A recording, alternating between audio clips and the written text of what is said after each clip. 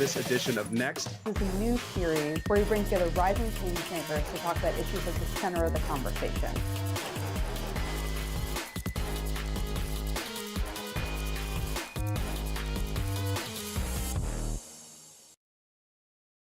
Hello, and welcome to Washington Post Live. I'm Helena Andrews-Dyer, a pop culture reporter here at the Post. Grammy-nominated rapper Fat Joe is known for hits such as Lean Back and All the Way Up.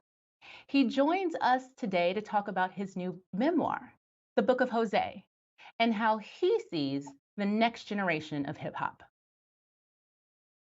Joe, welcome to Washington Post Live. How are you, Helena? How are you? I'm wonderful. Let's get started. Let's hop right into it.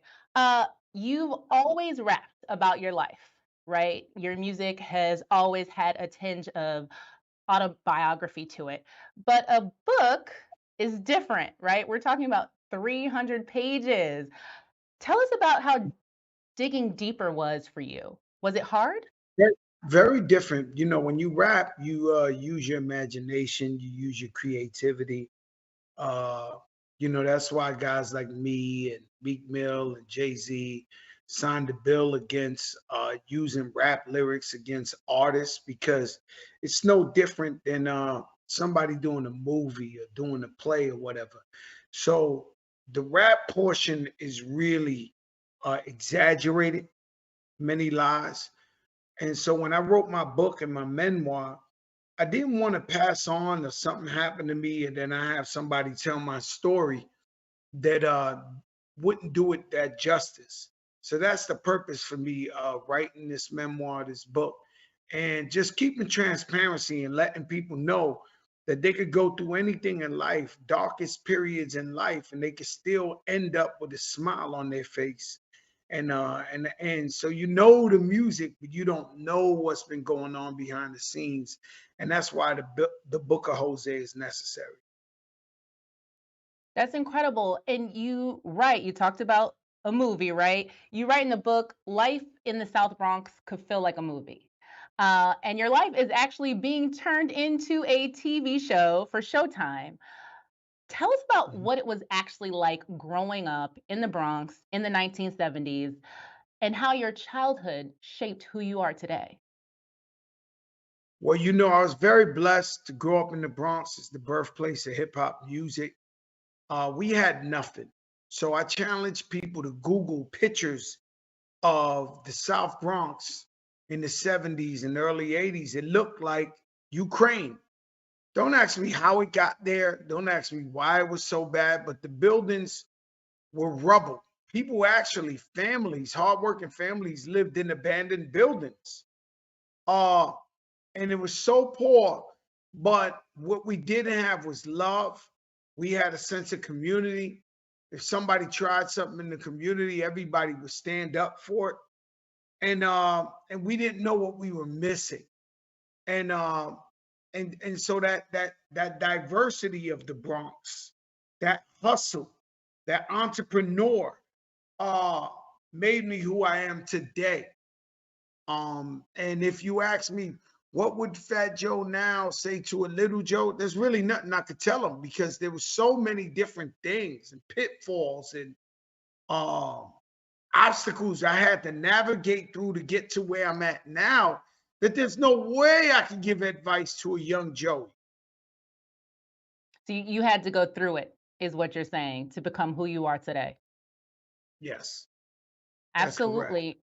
And you talk about the Bronx. Hip hop started in the Bronx, period. End of story, right? You describe yourself in the book as the Forrest Gump of hip hop, which is just perfect, right? You always in the right place at the exact right time. How?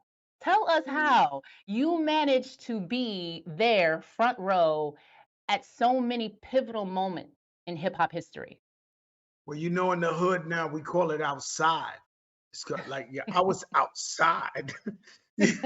Like really, I left my mother's house when I was 14 years old. Hip hop has always been in my DNA, it's been in my soul.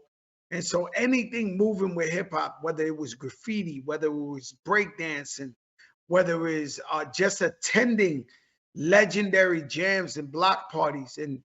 And I could tell you, you know, I was there when Big Daddy Kane brought out Jay-Z for the first time. I was there when Biz Markie brought out Big Daddy Kane for the first time. I was there when Lord Finesse brought out Big L for the first time. I was there when the Outsiders brought out Eminem for the first time. I was there when Fat Joe brought out Big Pun for the first time.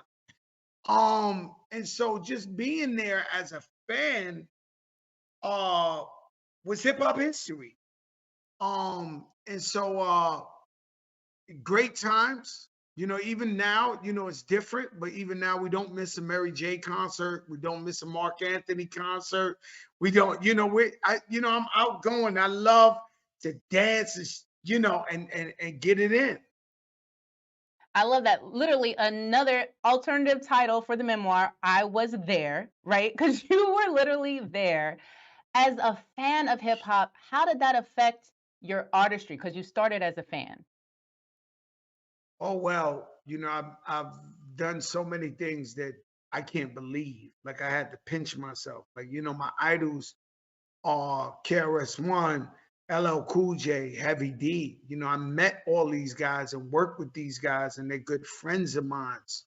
And that's just surreal. So if you imagine a kid that grew up loving Justin Bieber or New Edition, and they finally get to hang out with him and be family and be friends, um and so now I've always been humble and respectful of the legends and the pioneers and the people who paved the way for us to get here.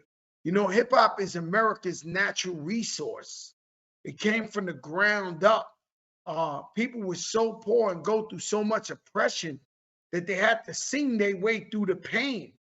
And all these years later, this has created maybe millions of jobs and trillions of dollars in the world as hip hop art form. And so I'm just proud to be a vessel of hip hop music and just represent it to the best of my knowledge and the best I can with honor and dignity. Wow, hip hop is America's greatest natural resource. I have never heard it put that way, and that is so real. What do you want readers to learn from your story? What do you want them to take away from the book? Well, this book right here, I just want you to know, it's very scary, uh, very true.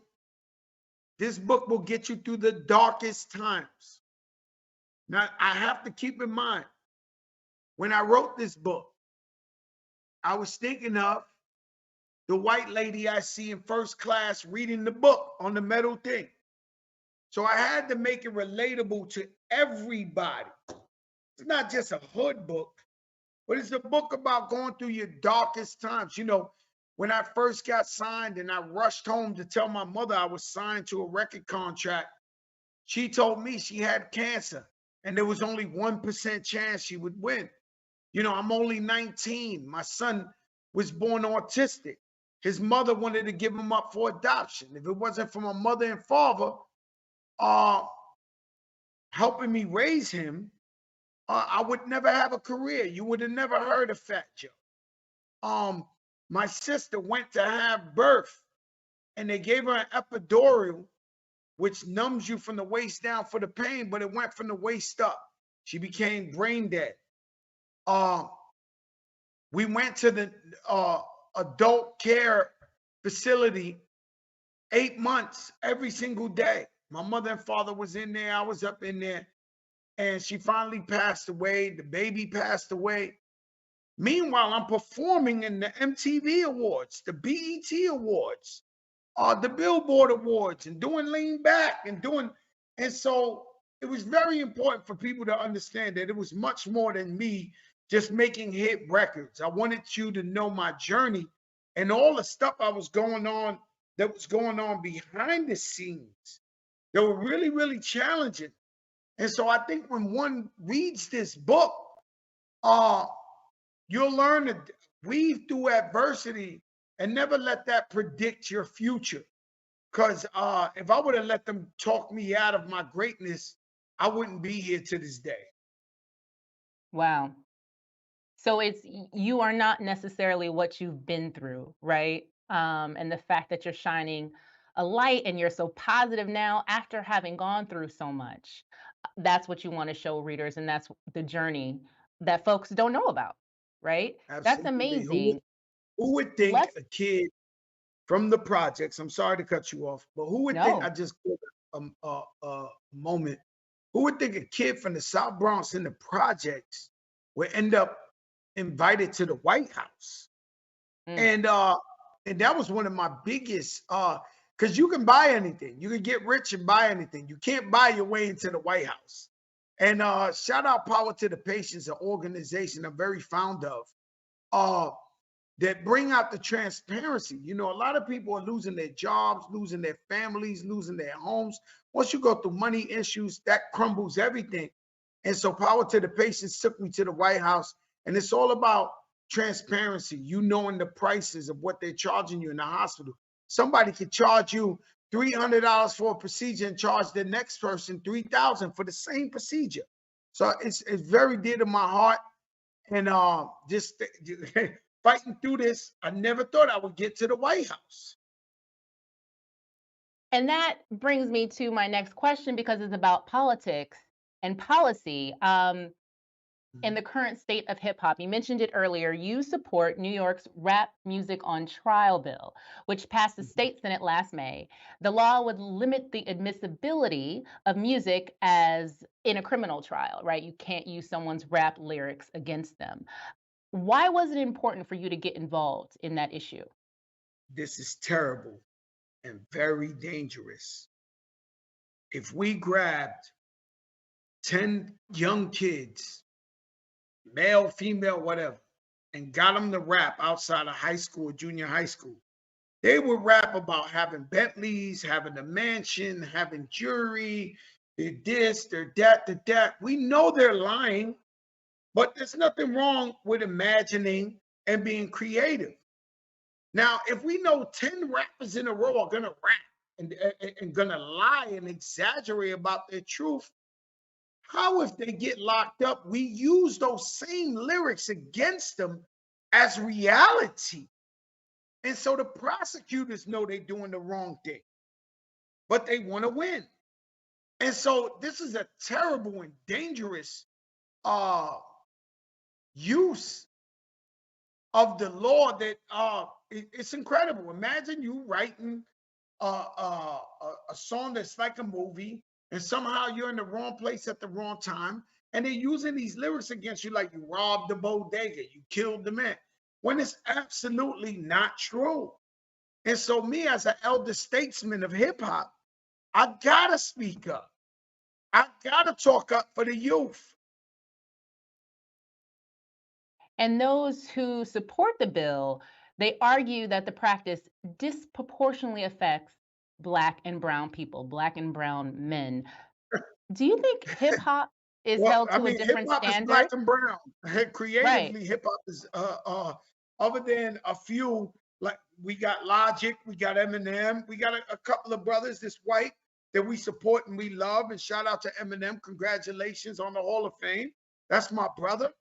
But hip hop might be 99% black and Latino. So it's like, who you think is going to be affected by this? Uh, Poor legal representation. People don't have money for the right lawyers. And they sending them away for life and 25 years to life. Um, and so this is a terrible thing. Do you think hip hop is held to a different standard than other musical genres? Absolutely. I mean, we rap and you say, keep it real, but keep it real is taking care of your family, putting your kids through college. Keeping it real is helping feed your community, opening businesses in your community. Keep it real is loving yourself, not hating yourself. And so just because we say keep it real, then all right, this must be real. And these kids are getting railroaded, doing tons of time, And then what we gonna do when they figure out that Okay. it was the wrong use of the lyrics? 25 years from now, when these kids they go in jail 20 years old, 46 years, we see it every day on the news. Somebody who was wrongly convicted. Oh, but the guys lost their whole youth. The women lost their whole youth. So let's address this problem now. We're intelligent enough to deal with reality. And shifting gears just honestly slightly, but it has to do with this. Hip hop is in mourning right now following the death of Takeoff, the 28-year-old talent, one third of the rap group Migos. In your 3 decades in the game, you've witnessed so many giants and up and comers, their legacies cut short. How did you deal with that? And how do you think hip hop can deal with this? You know, I knew Biggie Smalls before he was the biggest. We talked every day. They murdered Biggie Smalls. They murdered Big L in his own block. Run DMC, the greatest group of all time, Jam Master Jay, murdered in his own neighborhood. Tupac was murdered. Pop Smoke. The kid Pop Smoke never got to hear one of his hits, P&B Rock. Now Takeoff. I mean, you know, the difference is in my era, you know, we were getting murdered, but we were getting murdered, you know, with every 2 years or something. This is happening every single month with these young kids. And instead of us uh praising these young kids, instead of us looking at guys that come up from where we come up from, who can provide jobs to the community, who should be adored as heroes, uh, are getting looked at now with a jealousy. And so we're learning to hate ourselves. And my thing is about life. You only get one life. Nobody makes a U-turn. Nobody comes back. And so it's sad that a senseless act can happen to take somebody who's a great person, who means so much to their family, to their community, to the hip hop community off this earth. And so we got to keep talking and mentoring the youth every chance we get and supporting youth groups all around the nation who are out there doing the work, peacekeeping, talking to these kids, trying to help. Uh, that's an important part of our future. You talked about hip hop being this natural resource. It has touched every industry, right? Politics, art, music, film, so many parts of the culture. Hip hop is culture. Where do you see the next generation taking the genre? I believe the children are our future. And I believe they're going to be smarter than us. And I believe we have some blueprints that were never there, such as a Jay-Z, such as a Diddy, such as a Dr. Dre, such as a 50 Cent. These guys are billionaires growing up in poverty, single parent homes. Um, and so um, these kids now have a blueprint to know what to do with branding, with ownership, with equity, with how they're going to take their brand to another level. So I believe they'll be bigger and bigger than even our generation. And you talk about your generation, you have been in the game literally 3 decades. You're constantly adapting, right? Let's talk about your social media, your IG live show, right? You are Jopra. You've interviewed everybody from Dr. Fauci to Alicia Keys to Congresswoman Alexandra Ocasio-Cortez. How do you use social media to connect? How do you feel social media allows you to connect with your audience in a way that you weren't able to before? Well, you gave me an opportunity to say yesterday's price is not today's price. and and you know, COVID was very scary. I'm pre-diabetic.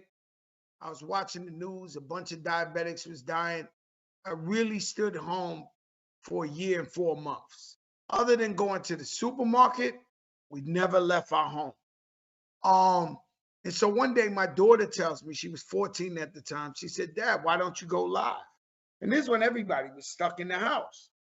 And so I went on live, and thousands of people started coming on, and celebrities and everybody. And then the next day she said, why don't you go on again? And so I went on, and then we just started doing this every day at 8 p.m. And when I come up in the game, it was about privacy. It was about a mystique. It was about, not people not having all that access to you as an artist, but going on social media and on Instagram Live help people understand, like, wow, I never knew Fat Joe was this guy. I never knew he knew about this and that. I never knew he was funny. We didn't know how much he was for the people. And we are for the people. When you just talk about, you tell me, yo, Joe, they tried to kill you 30 times in your life. Why are you still here? I watched bullets make a U-turn. Divine intervention. Most guys like me would have died, but it was God's doing to show me the way that in the future I was going to help people. So recently, last year, we had a bunch of Muslim brothers and sisters die in the fire in the Bronx. We raised $2 million. And that was begging people and making the phone calls and doing what we got to do. A couple of years back at the hurricane, who knew that Fat Joe from the projects was sending 1 million pounds of food, women's hygienes, water, medicine to Puerto Rico? And so we constantly try to give back. You can have someone start a certain way. And believe me, when you read the book, you realize, man, this guy wasn't the best of guys. But I say I was a good person that did bad things. I always had a kind heart. I always had a loving heart. But I chose the wrong path. And thank God that I'm still here to this day where we're able. Next week we're giving out 6 18-wheelers of food in the hood. I got businesses and stores in the hood. I have classrooms in my store. Classrooms for kids that don't own a computer. And so they get to learn from the biggest and the best entrepreneurs and people coming there and teach them something. And then once the semester's over, we give them the computer for free. We get more computers and we start off the next semester. So all I try to do is show you that you can start somewhere, you can change. And America's perception of someone is if you got arrested before, if you got a famous name. Right now, if you have a notorious last name, say Gotti, they're treating his grandson when they stop him like he's his grandfather. And I believe that people could change, the culture could change. People, it could be a redemption. It could be a way of people changing, and you got to let that process do its course. You have a message, right? You have a message. We talked about your philanthropy, your music, your hosting. This is the last question. You have an upcoming one-man show.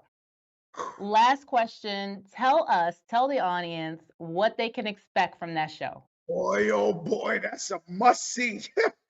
Oh my God, they call me the greatest storyteller of hip-hop history. I don't disagree with them, right? But I learned about Mark Twain, who was the greatest storyteller ever. And I love Mark Twain. The only difference from me and him was his stories were made up and mine are real. And so we're going to talk about getting kidnapped in Africa. We're going to talk about the time Mike Tyson saved me. We're going to talk about, what's my guy, Weinstein? Harvey Weinstein. No, no, this is going to be like a one-man show. This ain't comedy. It's going to make you laugh. It's going to make you cry. It's going to be intense. Dave Chappelle is actually introing me. So expect him to smoke his cigarette and be unapologetic about Fat Joe. And this is something I always wanted to do. And I'm finally getting the opportunity to do it. That sounds incredible. Unfortunately, we're going to have to leave it there, or fortunately, because that gives people something they're very excited about. Fat Joe, Joey Crack, Joseph Cartagena, thank you so much for joining us today on Washington Post Live. It was an honor and my pleasure to be on your show. And now I'd like to bring in a few of my colleagues to continue the conversation about the youth vote and the midterm elections. Jackie Alemany is a congressional investigations reporter, and Marianna Sotomayor is a congressional reporter, both here at the Washington Post. Welcome to you both. Thanks. So we are going to dive right in. Marianna, I want to start with you. Talk to us about voter turnout. Does it appear that young people are showing up at the polls? Where can they make the That's biggest impact? Yeah, that's always been the big question. And a lot of parties, specifically the Democrats, are always looking at the youth vote because really, when you do see those younger voters turning out, it likely means a very good turnout year, especially in a midterm election where just voter turnout, voter enthusiasm tends to be lower. And, a lot of the trends showing that this year might be a big night for Republicans, especially in the House. So Democrats have really been trying to mobilize that young vote across the country. But so far, the expectation is not meeting what a lot of Democratic strategists have wanted to see so far. Of course, people are still voting throughout the day, but Democrats have largely seen an enthusiasm gap problem in these days kind of leading up to the election. A number of polls showing that enthusiasm is starting to reach Republicans, but Republicans just tend to be way more pumped, ready to go vote, especially in a year like this where the momentum tends to be on their side. So it really, for Democrats, a lot comes down to that youth voter turnout to determine whether the base itself is going to motivate and make sure that a lot of members, especially on the House side and the Senate, keep their majorities tonight. And speaking of those youth voters, Jackie, tell us the top 2 to 3 issues young voters are paying attention to the most. I was hoping that was going to be your follow up because I was going to say that is the conundrum for Democrats this election cycle. According to a Harvard IOP poll that came out a few weeks ago, inflation was the #1 issue that young voters aged 18 to 29 cared about. Abortion was second, although there was a fairly significant gap between those two issues. Protecting democracy was a third, followed by climate change and gun control, and only 9% of young voters cared about student loan debt and the relief that the Biden administration has promised them. This, again, I think speaks to what Marianna has been hearing from Democratic strategists throughout the day, that there is a little bit of an enthusiasm gap here. Inflation obviously is an issue that Republicans have been hammering home, and Democratic young voters might be less incentivized and less enthusiastic about turning out to the polls, especially since some of them are first-time voters, which makes them sort of lower propensity voters, harder to reach with Democratic campaigns. And Democratic polling firms that had been tracking absentee and early voting, which is what a majority of young voters often lean towards, had showed that compared to the last few cycles where there were record amounts of young people turning out at this point in time, that those numbers were lagging. Again, a troubling sign for Democrats, although it is going to be a long night and week ahead. A long night and a week ahead. Okay, that is the headline. Mariana, could the midterms usher in generational changes in congressional leadership for both parties, especially in a quote unquote post Pelosi era and with younger lawmakers like Maxwell Frost, who you recently profiled? Yeah, I was able to talk to Maxwell Frost. He is a Democrat representing an Orlando, Florida district, and also recently talked to Caroline Levitt. She is a Republican running in New Hampshire. Both of them are 25, which makes them part of Generation Z. If they're both elected, they will be the first ones in Congress, both House and Senate, from that generation to walk the halls of Congress. So it will be something different. And, it comes at a time when, yeah, there are bigger majorities in both parties of just older members. We've seen a lot of them stick around, and they likely will probably still, be the ones who make the decisions up on Capitol Hill. But, we've seen, like in 2018, when Democrats won back the majority in the House, we saw a lot more liberal members like Congresswoman Alexandria Ocasio-Cortez really come in, and a number of other women I should add too, really making their stamp, pushing those older leaders to say, hey, look, this is where a lot of the Democratic Party is. Maybe we should be considering this issue and that issue. And it definitely came to the irritation of those older members and leadership. But, you asked about Pelosi, and I can talk about Republican leadership in a little bit,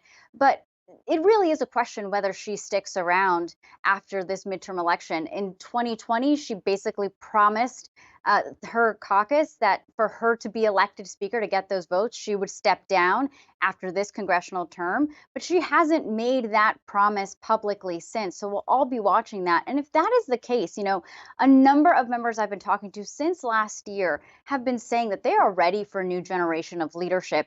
It's possible that the new Democratic leader, regardless of whether the party stays in the majority or minority, could be Hakeem Jeffries. It would be historic, equally as historic as Pelosi being the first woman. He, of course, would be the first African American person to be Speaker of the House and or minority leader of the Democratic Party. And you have others behind him who are younger, who want more member input rather than, seeing that power at the top. And it's always been interesting because Republicans, their majorities, I should say, their leadership has always tended to be younger. They're in their 60s, they're in their 50s. I know that doesn't sound very young, but it is when you're comparing it to those in their 80s over on the Democratic side. So you will see a little bit more of age diversity, I should say, in Republican leadership. And Jackie, how could President Biden's agenda change come Wednesday morning? Yeah, this is something that has not been talked about enough because we have been so focused on the results of the election, which again are going to take a few days for, I think, for us to see fully materialize. But essentially, Joe Biden's agenda could be put on pause if the House, if Republicans win back the House and potentially the Senate. They only need one seat to win back the Senate and a handful of seats to win back the House. And the history is in their favor at the moment. Although, again, it remains to be seen which of these candidates who have been viewed as sort of liabilities by some in the Republican Party are ultimately going to win. That being said, Democratic strategists have even privately sort of seeded that the House is probably going to be run by a Republican majority come January. And Biden himself finally said last week that at least he has the veto pen in the case. That legislation that Democrats do not support ultimately makes it all the way to the White House. But GOP leaders have promised a slew of investigations. That means subpoenas for Democratic leaders and Biden administration officials starting January 1st. We've seen people like Congressman, the ranking member on the House Oversight Committee, James Comer, Jim Jordan, who will likely be the chairman of the powerful House Judiciary Committee, already lining up the investigations and subpoenas that they're planning on issuing, and relitigating some of the Biden administration's most tumultuous moments, such as the administration's withdrawal from Afghanistan. You've also heard Republicans already threatening to impeach Joe Biden and some of his top officials, although the impeach Biden push has gained less traction than the impeach Alejandro Mayorkas and Merrick Garland pushes for various things. Mayorkas for his work on the border, for Merrick Garland's investigations into former President Donald Trump. And then we've heard Republicans as well already threatening to use must-pass bills as leverage. Things like funding the government, increasing the debt limit, raising the prospects of really a standstill in Congress when it comes to any legislation that might make it through and get passed. And Mariana, I want to ask you, in June, Democrats were fired up by the Supreme Court's decision to overturn Roe v. Wade, hoping it would steer voters to the polls. Tell us, did that decision have as much of an impact on voters as Democrats originally thought, or has the election returned to quote unquote bread and butter issues like the economy? Yeah, you definitely saw a bump or a peak, as a lot of Democrats like to say, when it came to talking about abortion. Of course, the moment that decision came down, you did see a lot of voters start to say, wait, what is happening here? Why are a number of my rights being rolled back? And Democrats really hinged on that message, not just saying, abortion is being rolled back, but what else are Republicans going to roll back if they regain the majorities? However, that argument, like Democrats have said, reached a peak at some point over the fall, and there was a return to those bread and butter kitchen table issues. And it's something that a lot of Democrats, the most vulnerable ones tonight representing swing districts, actually told leadership and members in their own caucus when they came back in October for just a couple of weeks to say, hey, we can't just be talking about abortion. We need to be talking about a number of issues, because even though that is big and it is a threat, and it's likely we will see a lot more horror stories when it comes to a number of things that states are deciding on that issue. A lot of people are feeling the economy right now. They're filling up their gas tanks, they're going to the grocery store. That just tends to be way more front of mind. So that is where Democrats are trying to also talk about democracy in these final hours and what's at stake. But at the end of the day, we have seen a lot of polling has shown that voters continue to say the economy is the number one issue. I will say, however, after visiting Michigan, that is actually a state where abortion is on the ballot. People have to, when they are voting, also vote to have reproductive rights or roll back to a 1931 law that basically bans abortions, no exceptions for rape or incest, and or life of the mother. So in those states, which I think it's just Michigan and California, people will be thinking about that way more. And we might see if it helps some of these very vulnerable Democrats in that state actually hold on to their seats. Okay, we have to wrap up, but I want to get something from both of you, starting with you, Jackie. To close in just a sentence, what are you most paying attention to today as the election results roll in? We'll start with you, Jackie, and then we'll go to you, Mariana. Yeah, I am looking for the red wave. And I think that the House races that we could see the earliest indication of whether or not that red wave is actually going to play out is going to be in Virginia 7, Virginia 2, Alyssa Slotkin's race in Michigan, and in New Hampshire. And that is where you see these moderate Democrats, three of whom are running for reelection, who have continued to be moderate frontliners throughout their time and previously won swing districts. And I'm going to be looking closely to see if they're able to hold on to these seats, especially Elaine Luria, a member of the January 6th committee, who essentially ran on a platform of protecting democracy. And Mariana? Jackie, yeah, she totally took those. Those are exactly the seats to watch tonight on the early side. So I will add, because we are expecting a Republican majority, besides those early seats, I'm looking at the diversity. A historic number of women, Black Americans, Hispanics, and Asian Americans are also running tonight. And that could really expand the ranks within the Republican Party in the House. And also, ideological makeup is huge here. And that's really going to determine how good of a majority Speaker Kevin McCarthy could have. Unfortunately, we're out of time. Thank you so much, Jackie and Mariana, for joining me on Washington Post Live. Thanks for having us. Thank you. And thank you to all of you for watching.